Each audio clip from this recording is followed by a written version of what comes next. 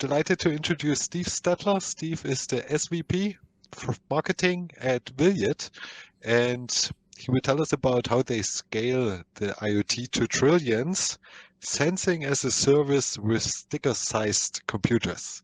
Steve, over to you. Christoph, thanks for the opportunity, and thanks everyone that's listening and watching. One thing is for sure, to get the IoT to scale to trillions, it's not something we can do on our own. So this is a great opportunity to share what we're doing and hopefully start to enlist some more partners in our mission to change the way things are manufactured, distributed, sold, used, reused in the circular economy, and recycled. But before we get into this topic in depth, I'd like to start off with a quick thought experiment. Just pause, look around you. Imagine I've just given you a superpower, the ability to see radio waves, to visualize something that's normally invisible. And let's say these different radio waves have different colors. And if you look around, you should now be seeing a rainbow of colors spilling in through the windows because we're surrounded by cellular, television, radio, Wi-Fi, Bluetooth, and many other protocols that the more technical ones among us will delight in. The point is we're surrounded by energy, just waiting for someone to tap into it.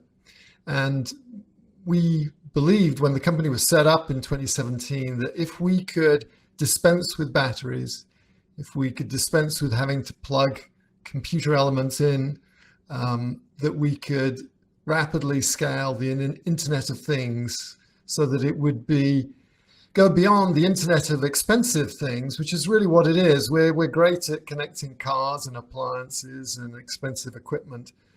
We want to take it to the Internet of everyday things, which is where we can make a profound difference to safety, to sustainability, and also drive new business offerings and opportunities for entrepreneurs to make profit, as well as helping people and the planet. So that's what I'm going to be talking about.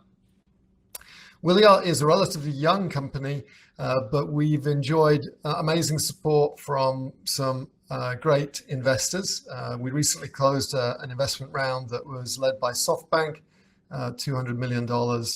And we have some other great investors from Amazon and Alibaba on the e-commerce side. Avery Dennison, one of the leaders in auto ID and smart labeling technology. PepsiCo, need no introduction as a CPG. Maersk on the shipping side. M Ventures are the investment arm of Merck, the German pharmaceutical company. And we also have some other great telcos, Verizon and NTT Docomo, chip companies, Qualcomm and Samsung. So great partners in that respect. Getting back to this mission of going beyond the Internet of expensive things to the Internet of everyday things, the numbers get very, very large when you start to go to the right. And we really feel like the opportunities to harness the power of the Internet, of cloud computing, are largely untapped when it comes to item level continuous connectivity of everyday products to the cloud. And that's what we're working on. We're doing it with what we call IoT pixels. They're really just stickers. What I'm holding up now, hopefully you can see it, is it's a tag. It's an auto ID tag. It's actually made using the same equipment that's used to make RFID and NFC tags. But the chip in the middle is actually a computer. It senses temperature and proximity, a variety of things. It talks securely using encrypted Bluetooth packets. And it has 3 cores. One of them is an ARM processor, has RAM, ROM, flash memory.